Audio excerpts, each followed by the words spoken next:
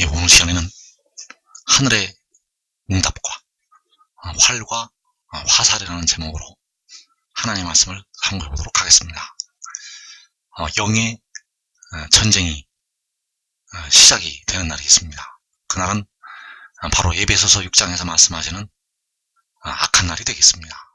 그래서 그 악한 날에 이 혈과 육을 가지고 그 원수마귀의 세력들과 백성들이 싸워서 이길 수가 없다는 것. 그래서 그 원수마귀의 군대와 싸우려면 반드시 우리가 하늘의 능력을 힘입어야 된다는 사실입니다. 그래서 그날에 하늘에서 응답을 주시게 되고, 그 응답이 임할 때 바로 이 활과 그 활에서 떠나는 화살을 통해서 대적들과 싸워서 이기게 된다는 사실입니다. 그래서 백성들이 알아야 될 것이, 현재 이 땅의 백성들이 알고 있는 지식은 제한적이라는 것을 알아야 됩니다. 현재 이 땅에 현재 예수 믿는 백성들이 알고 있는 지식은 완전하지가 않다는 것. 그래서 고린도전서 13장 8절에서 예언도 패하고 방언도 그치고 지식도 패하리라. 우리는 부분적으로 알고 부분적으로 예언하니 온전한 것이 올 때에는 부분적으로 하던 것이 패하리라. 자, 이 말씀에서 지식도 패한다고 말씀하셨습니다. 지식도 패한다는 것. 그래서 현재 우리가 알고 있는 지식, 이 땅의 백성들이 알고 있는 지식은 완전하지 않습니다. 완전하지 않다는 것. 그래서 부분적으로 알고 있다고 하였고, 그 부분적으로 알고 있는 지식이 패하리라고 말씀하셨습니다. 부분적으로 알고 있는 지식이 패한다는 것. 그래서 이것이 현재 이 땅에 살고 있는 백성들의 한계가 되겠고, 그래서 우리가 부분적으로 알고 있다는 것을 현재 인정을 해야 됩니다. 이 땅의 백성들이 주님을 알되 온전히 알지 못합니다. 주님을 알되 온전히 알지 못한다는 것. 그래서 현재 주님을 아는 지식은 이제 폐하여지게 됩니다. 왜냐하면 완전한 것이 아니기 때문입니다. 현재 우리가 주를 부분적으로 알고 있기 때문에, 주님은 우리를 온전히 알아도 우리는 현재 주님을 온전히 알지 못합니다. 이 땅의 백성들은 주님을 온전히 알지 못한다는 것. 그래서 그 지식은 폐하여진다는 것을 깨달아야 됩니다. 온전한 것이 올 때에는 부분적으로 하던 것이 폐하리라. 그래서 그 부분적으로 하던 것이 폐하여질 때 지식도 폐하리라고 말씀하셨습니다. 현재 알고 있는 것은 폐하여진다는 것. 그래서 로마서 11장 33절에서 깊도다 하나님의 지혜와 지식의 풍성하며 그의 판단은 헤아리지 못할 것이며 그의 길은 찾지 못할 것이로다. 자, 여기에서 하나님의 지식이 깊고 풍성하다고 말씀하셨습니다. 하나님의 지식이 깊고 풍성하다는 것.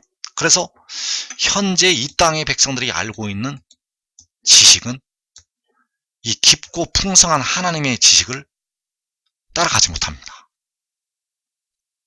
지극히 제한적이라는 것. 여러분들이 알고 있는 지식, 현재 주님을 알고 있는 지식은 폐하여집니다.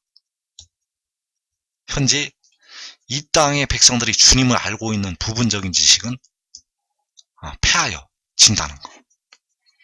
그래서 많은 말씀들이 부분적으로 된 상태에서 기록이 되어 있습니다. 많은 말씀들이 부분적으로 된 상태에서 기록이 되어 있다는 것. 왜냐하면 이 온전한 것을 감추시기 위한 하나님의 모략이 되겠습니다. 그래서 온전한 것이 올 때에 부분적으로 하던 것은 폐하여진다는 것을 깨달아야 되겠고, 그 온전한 것이 올 때 이제 백성들을 위해서 십자가를 지셨던 주님께서 아들이 아니라 본래 아버지가 되신다는 사실을 깨닫게 됩니다. 그 온전한 것이 올 때 또 이 땅에 하나님의 백성들이 현재 예수 믿는 백성들이 주 안에서 육신이 죽고 그 영혼이 하늘나라로 올라가게 되면 거기에서 또 이 비밀을 깨닫게 됩니다. 거기에서는 우리 주님이 아버지가 되신다는 사실을 깨닫게 된다는 것. 주님은 아들이 아닙니다. 여러분을 위해서, 백성들을 위해서 십자가를 지시고 피를 흘리셨던 주님께서는 아들이 아닙니다. 본래는 여호와 아버지가 되신다는 것. 여호와 아버지이신데 백성들의 영혼을 구속하시기 위해서 자신을 낮추시고 아들의 모양으로, 사람의 모양으로 나타나시는 것이 되겠습니다. 그래서 대부분의 말씀, 신약성경이나 구약성경이나 대부분의 말씀이 부분적으로 말씀들이 다 들어가 있습니다. 부분적으로 말씀이 다 들어가 있는데 온전한 것이 감추어져 있습니다. 온전한 것이 감추어져 있는데 이제 그 온전한 것이 올 때, 그 온전한 것이 열릴 때 백성들이 이 비밀을 깨닫게 된다는 사실. 그래서 시편 110편 1절에서 여호와께서 내 주에게 말씀하시기를 내가 내 원수들로 내 발판이 되게 하기까지 너는 내 오른쪽에 앉아 있으라 하셨도다. 자, 여호와께서 다윗 왕이 이르기를 내 주에게 말씀을 하신다고 말씀하셨습니다. 그래서 여기서 여호와 하나님은 바로 은 30개의 헤아림을 받으셨던 우리 주님이 되시겠습니다. 여호와께서는 은 30개의 헤아림을 받으셨던 우리 주님. 그래서 스가랴 11장 13절에서 여호와께서 내게 이르시되 그들이 나를 헤아린다. 그 싹을 토기장에게 던지라 하시기로 내가 곧 그 은 30개를 여호와의 전에서 토기장에게 던지고. 자, 여기서 여호와께서 나를 헤아린 그 싹이라고 말씀하셨습니다. 그래서 은 30개의 헤아림을 받으신 주님께서 바로 여호와 하나님이 되신다는 것. 그리고 계시록 1장 17절에서 요한에게 나는 처음이요 마지막이니 곧 살아있는 자라. 내가 전에 죽었었다고 증거를 하시고 있습니다. 그래서 십자가에 죽으셨다가 사흘 만에 부활하신 주님은 바로 처음과 마지막이 되시는 여호와 하나님, 처음을 이루시고 마지막을 이루시는 만둥무림의 여호와 하나님이 되시겠습니다. 그래서 시편 110편에서 여호와께서 은 30개의 헤아림을 받으신 여호와께서 내 주에게 말씀을 하신다고 기록을 하고 있습니다. 그래서 여기서 내 주는 다윗 왕이 내 주라고 말씀하는 주는 여호와 하나님이 아닙니다. 여기서 내 주라고 말씀하는 내 주는 여호와 하나님이 아니시라는 것. 그래서 여호와 하나님은 은 30개의 헤아림을 받으신 우리 주님이 되시겠고, 그 주님께서 내 주에게 말씀을 하신다는 사실입니다. 그래서 여기서 내 주가 바로 영혼을 제물로 드리는 주가 되겠습니다. 이사야 53장 10절에서 여호와께서 그에게 상함을 받게 하시기를 원하사 질고를 당하게 하셨은즉 그의 영혼을 속건제물로 드리기에 이르면 그가 씨를 보게 되며 그의 날은 길 것이요 또 그의 손으로 여호와께서 기뻐하시는 뜻을 성취하리로다. 자, 여기서 그의 영혼을 제물로 드리는 존재가 있습니다. 그의 영혼을 제물로 드리는 존재가 있다는 것. 그가 바로 다윗 왕이 내 주라고 말씀하는 내 주가 되겠습니다. 그래서 그의 손으로 여호와께서 기뻐하시는 뜻을 성취할 때 백성들이 이제 무덤에서 벗어나게 됩니다. 왜냐하면 그 영혼을 제물로 드리는 것이 바로 썩어질 몸의 속량을 담당을 하는 것이기 때문입니다. 그래서 그가 바로 계시록 10장에서 힘센 다른 천사가 되겠습니다. 내가 또 보니 힘센 다른 천사가 구름을 입고 하늘에서 내려오는데 그 머리 위에 무지개가 있고, 자, 이 구름을 입고 하늘에서 내려오는 이 천사가 바로 영혼을 제물로 드리는 존재가 되겠고, 그가 바로 시편 110편에서 다윗 왕이 내 주라고 말씀하는 존재가 되겠습니다. 그래서 이제 그에게 하나님께서 그 권능의 귤을 주시게 됩니다. 이 영혼을 제물로 드렸던 그 힘센 다른 천사에게 여호와께서 권능의 지팡이를 주시게 된다는 것. 그래서 시편 110편 2절에서 여호와께서 시온에서부터 주의 권능의 귤을 내보내시리니 주는 원수들 중에서 다스리소서. 그래서 여기서 원수들 중에서 다스리게 될 주는 여호와 하나님은 아닙니다. 은 30개의 헤아림을 받으신 주님은 여호와 하나님이신데, 여기서 원수들 중에서 다스리는 주는 여호와 하나님이 아니라 여호와께서 태초에 일하시기 전에 가지신 지혜가 되겠습니다. 그래서 시온에서 이 귤을 내보내신다고 말씀하셨습니다. 시온에서 귤을 내보내신다는 것. 그래서 이때 시온은 하늘에 있는 것이 아니라 이 땅에 있다는 사실입니다. 이때 여호와께서 그 귤을 내보내실 때는 이 시온은 땅에 있다는 것. 그래서 천국의 비유에서 주님께서는 마치 밭에 감추인 보화와 같다고 말씀하셨습니다. 그 밭에 감추인 보화, 거기로 하나님께서 그 권능의 귤을 내보내시게 됩니다. 그래서 주의 권능의 귤을 내보내시는 날이 요한계시록 6장에서 그 환난날이 되겠습니다. 이 권능의 귤을 내보내시는 날은 환난날, 이 땅에서 4분의 1이 죽는 환난 중에 이 귤가 보내시게 됩니다. 그래서 시편 20편에서 이때를 가리켜서 말씀을 하셨습니다. 바로 권능의 귤을, 주의 권능의 귤을 시온에서부터 내보내실 때를 향해서 말씀을 하셨다는 것.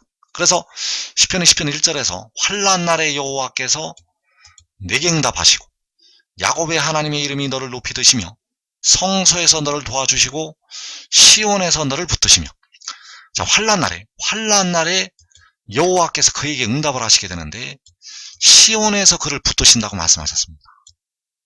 자, 시온에서 그를 붙드시는 것이 바로 시온에서부터 이제 그 귤을 보내시는 것이 되겠습니다. 시온에서부터 그 귤을 내보내신다는 것. 그래서 시온에서 그를 붙드시는 것이 되겠고, 바로 환난날에 여호와께서 그에게 응답을 하시는 것이 되겠습니다. 그래서 그 응답이 임할 때 그 유다의 지도자들이 그 옆에 있게 됩니다. 이 유다의 지도자들이 바로 이사야 60장에서 작은 자가 천을 이루고 약한 자가 강국을 이루게 될 하나님의 종들이 되겠고, 바로 그 시편 8편에서 어린아이와 젖먹이의 입으로 권능을 세우시는 그 입들이 되겠습니다. 그래서 그 응답이 임할 때 그 작은 자 약한 자들이 기뻐하게 됩니다. 그래서 그들이 기뻐하는 모습이 성경 곳곳에 나타나 있습니다. 시편 20편 5절에서 우리가 너의 승리로 말미암아 개가를 부르며, 자, 우리는 그 성소에 있는 의의 나무들이 되겠고, 그 의의 나무들이 그의 승리로 말미암아서 바로 그 응답을 받게 되는 구름 속 무지개의 형상을 가진 그로 말미암아서 개가를 부르게 됩니다. 또 시편 46편 4절에서 한 시내가 있어 나뉘어 흘러 하나님의 성 곧 지존하신 이의 성소를 기쁘게 하도다. 자, 이 응답이 임하게 되면 이 한 시내가 흐르게 됩니다. 이 한 시내가 흐를 때 그 성소를 기쁘게 한다고 말씀하셨습니다. 그 성소에 있는 유다의 지도자들이, 그 의의 나음들이 기뻐하게 됩니다. 또 시편 118편 15절에서 의인들의 장막에는 기쁜 소리, 구원의 소리가 있으며, 자, 의인들의 장막에서 기쁜 소리가 있을 것이라고 말씀하셨습니다. 이 의인들이 바로 유다의 지도자들이 되겠고, 의의 나무들이 되겠고, 그 작은 자가 천을 이루고 약한 자가 강국을 이루는 그 작은 자, 약한 자들이 되겠습니다. 그 장막에서 이 기쁜 소리가 나게 됩니다. 그 장막이 바로 이 성소가 되겠고, 그 성소에서 이 기쁜 소리가 나게 된다는 것. 그 장막에서, 그 의인들의 장막에서 그 의인들이 그의 승리로 말미암아서 계가를 부르게 됩니다. 그래서 그 기쁜 소리가 날 때가, 그 기쁜 소리가 날 때가 바로 하늘에서 그에게 응답이 임할 때, 하늘에서 그에게 응답이 임할 때 그 의인들의 장막에서 기쁜 소리가 있게 된다는 것. 그래서 시편 20편 6절에서 여호와께서 자기에게 기름 부음 받은 자를 구원하시는 줄 이제 내가 아노니 그의 오른손에 구원하는 힘으로 그의 거룩한 하늘에서 그에게 응답하시리로다. 자, 하늘에서 그에게 응답을 하신다고 말씀하셨습니다. 자, 무엇으로 응답을 하시는가? 그의 오른손에 구원하는 힘으로 응답을 하신다고 말씀하셨습니다. 그래서 이 힘이 바로 주의 권능의 규가 되겠습니다. 여호와의 오른손에 구원하는 힘이 바로 주의 권능의 규라는 것. 그래서 이 규가 바로 그 권능의 지팡이가 되겠고, 권능의 막대기가 되겠고, 이 권능의 홀로 세계 열방을 심판을 할 수가 있게 됩니다. 그래서 이 규가 하늘에서 그에게 응답으로 임하게 됩니다. 이 규가 하늘에서 응답으로 임한다는 것. 바로 이것이 여호와께서 시온에서부터 주의 권능의 규를 내보내시는 것이 되겠습니다. 하늘에서 그에게 응답을 주시는 것이 바로 그의 오른손에 구원하는 힘이 되겠고, 이것이 바로 여호와께서 시온에서부터 주의 권능의 규를 내보내시는 것이 된다는 사실입니다. 그래서 주의 권능의 규가 임하게 되면 왕에게 원수마귀의 세력들을 쳐서 이길 수가 있는 강력한 그 무기가 나타나게 됩니다. 그래서 원수마귀 사탄의 세력은 이 무기를 가지고, 이 성령의 검을 가지고 싸워서 이길 수가 있습니다. 혈과 육으로는 저들의 세력을 이 땅의 백성들이 이기지를 못합니다. 이 땅의 백성들이 이기지 못한다는 것. 하나님께서 하늘에서 주시는 그 능력을 가지고 이길 수가 있습니다.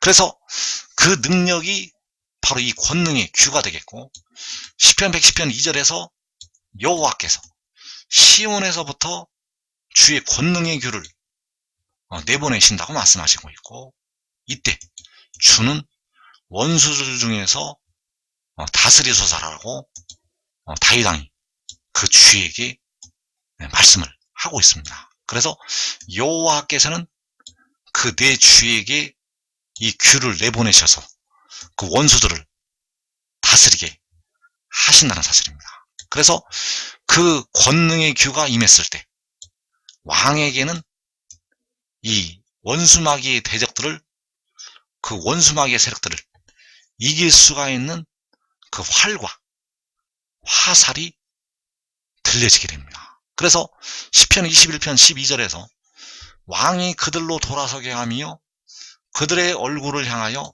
활시를 당기리로다. 자, 여기서 그들은 그 원수들이 되겠습니다. 그래서 왕이 원수들로 돌아서게 한다고 말씀을 하고 있고, 그들을 향해서 활시를 당긴다고 말씀을 했습니다. 그래서 그들을 향해서 활시를 당기게 되면 시편 45편 5절에서 왕의 화살이 날카로워서 왕의 원수의 염통을 뚫는다고 말씀을 하시고 있습니다. 그래서 그 줄을 통해서 원수들을 다스리게 하신다는 사실입니다. 그래서 시온에서부터 권능의 귀가 왕의 오른손에 이제 들려지게 됩니다. 그 왕의 오른손에 권능의 귀가 들려지게 되면 왕의 오른손에 활이 나타나게 됩니다. 그 활로 그 원수들이 심판을 받게 됩니다. 그래서 활시를 당기게 되고 왕의 화살이 날카롭다고 말씀하셨습니다. 활시를 당기게 되고 그 왕의 화살이 날카롭다는 것. 그래서 요한계시록 6장에서 1차 원수들에 대한 심판이 있게 됩니다. 계시록 6장에서 1차로 왕의 원수들에 대한 심판이 있게 되고, 계시록 7장에서 열방에 대한 심판이 있게 됩니다. 계시록 6장에서는 그 1차로 그 왕을 해하려 하는 원수들에 대한 심판이 있게 되고, 계시록 7장에서는 세계 열방에 대해서 바로 하나님의 백성들을 계시록 6장에서 4분의 1을 죽인 그 열방에 대한 심판이 임하게 됩니다. 그래서 시편 118편 15절에서 여호와의 오른손이 권능을 베푸신다고 말씀하셨습니다. 여호와의 오른손이 1차로 성소에서 권능을 베푸시게 되고, 그리고 여호와의 오른손이 높이 들리게 됩니다. 그리고 여호와의 오른손이 세계 열방을 향해서 권능을 베푸시게 됩니다. 그래서 그 권능을 베푸시게 되면 각 나라와 족속과 백성과 방언에서 백성들이 큰 무리가, 능히 셀 수 없는 큰 무리가 큰 환난에서 나오게 되겠습니다. 그래서 계시록 6장에 심판이 있고 계시록 7장에 심판이 있게 되는데, 이 심판이 바로 그 왕을 통해서 임하게 됩니다. 그래서 여호와께서는 시온에서부터 주의 권능의 교를 내보내시게 되고, 주는 원수들 중에서 다스리게 된다는 것. 그래서 여호와께서는 아무도 심판하지 아니하시고 심판을 다 아들에게 맡기셨다고 요한복음 5장에서 말씀을 하고 있습니다. 그래서 계시록 6장의 심판의 말씀이 시편 21편에 나타나 있습니다. 시편 21편의 말씀은 요한계시록 6장에서 이루어지게 됩니다. 그래서 이때 왕의 손이 왕의 모든 원수들을 찾아낸다고 말씀하셨습니다.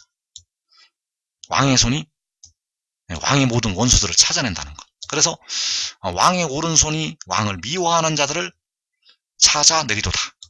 왕이 노하실 때에 그들을 풀무불 같게 할 것이라. 여호와께서 진노하사 그들을 삼키시리니 불이 그들을 소멸하리로다. 자, 여기서 왕이 노하시는 것이 바로 여호와께서 진노하시는 것이 되겠습니다. 왕이 노하시는 것은 여호와께서 진노하시는 것. 그래서 왕은 아들이 되겠고 여호와께서는 아버지가 되시겠습니다. 왕은 지혜가 되겠고 여호와께서는 스스로 있는 자가 되신다는 것. 그래서 그 왕은 백성들의 몸의 속량을 담당을 하게 되고, 여호와께서는 백성들의 영혼을 피로 속량을 하시게 됩니다. 그래서 왕과 여호와 하나님은 하나가 되어서 일을 하시게 됩니다. 왕은 여호와 하나님 안에 계시고 여호와께서는 왕 안에 계셔서 그 일을 행하시게 된다는 것. 그래서 불이 그 원수들을 소멸을 시키게 되고 왕이 그들의 후손을 땅에서 멸하게 되고 그들의 자손을 사람 중에서 끊는다고 말씀하셨습니다. 그래서 비록 그들이 왕을 해하려 하여 음모를 꾸몄으나 이루지 못하도다. 자, 그들이 바로 왕의 원수들이 되겠고 그들이 원수마귀의 역사를 따라서 왕을 해하려고 음모를 꾸몄지만 이루지 못한다고 말씀하셨습니다. 그래서 왕이 그들로 돌아서게 하고 그들의 얼굴을 향하여 활시위를 당긴다고 말씀을 하셨습니다. 그래서 이 일이 계시록 6장의 환란날에 성소에서 일어나게 됩니다. 이 일이 그 왕이 그 원수들을 이 심판하는 이 말씀이 계시록 6장에서 성소에서 일어나게 된다는 것. 그래서 2일 후에 여섯째 인을 떼실 때 주님께서 공중에 구름을 타시고 나타나시게 되고 이어서 계시록 7장에서 세계 열방을 심판을 하게 됩니다. 그래서 계시록 7장의 말씀은 이사야 41장에도 나타나 있습니다. 이사 41장의 말씀이 대부분 요한계시록 7장에서 응하게 되겠습니다. 그래서 이때 바로 동쪽에서 여호와께서 사람을 일깨우시게 됩니다. 동쪽에서 사람을 일깨워서 공의로 그를 부르시게 됩니다. 그래서 그를 깨워 일으키시는 것은 이제 계시록 6장의 환란날이 되겠는데 그를 이제 공의로 일으켜서 열방 앞에 세우시는 것은 계시록 7장이 되겠습니다. 그래서 그를 통해서 열국을 그의 앞에 넘겨주시게 되고 그를 통해서 왕들을 다스리게 하신다는 것. 그에게 열국을 넘겨주시고 그를 통해서 왕들을 다스리게 하신다는 사실. 그래서 그 열국과 왕들이 그의 칼에 티끌같게 그의 활에 불리는 초계와 같이 된다고 말씀하셨습니다. 그래서 이 칼과 이 활이 계시록 6장에서 환란날에 그에게 나타나게 됩니다. 이 칼과 활이 바로 이 권능의 규가 되겠고 이 권능의 규가 들려지게 되면 이 칼과 활이 나타나게 된다는 사실입니다. 그래서 이 칼과 활은 혈과 육이 아닙니다. 이 칼과 활은 이 땅의 무기가 아니라 하나님께서 하늘에서 주시는 하나님의 능력이 되겠습니다. 그래서 이 권능을 가지고 세계 열국과 왕들을 다스리게 됩니다. 그래서 계시록 6장에서는 성소에서 원수들에게 할시위를 당긴다고 말씀을 하고 있고 계시록 7장에서는 그 열국과 왕들을 향해서 이 활을 쓰게 됩니다. 그래서 그 열국과 왕들이 그 칼 앞에 티끌같이 되고 그 활 앞에 날려가는 불려가는 지푸라기 같이 될 것을 말씀을 하셨습니다. 그래서 그가 그들을 쫓아가서 그의 발로 가보지 못한 길을 안전히 지났나니 자 그가 열국과 왕들을 쫓아간다고 말씀하셨고 그 발로 가보지 못한 길을 안전히 지나게 됩니다. 그래서 그의 발이 바로 계시록 10장에서 그 바다와 땅을 밟게 될 그 발이 되겠습니다. 그래서 요한에게 그 오른발은 바다를 밟고 왼발은 땅을 밟는 그 모습을 보여주신 것이 바로 이 땅의 바다와 땅을 그의 발로 장차 밟을 것을 보여주신 것이 되겠습니다. 그래서 그 바다와 땅을 밟고 서 있는 천사를 통해서 그의 발로 열국과 왕들을 밟게 된다는 사실. 그래서 이 일을 누가 행하였느냐? 누가 이루었느냐? 누가 처음부터 만대를 불러내었느냐? 나 여호와라. 처음에도 나요, 나중 있을 자에게도 내가 곧 그니라.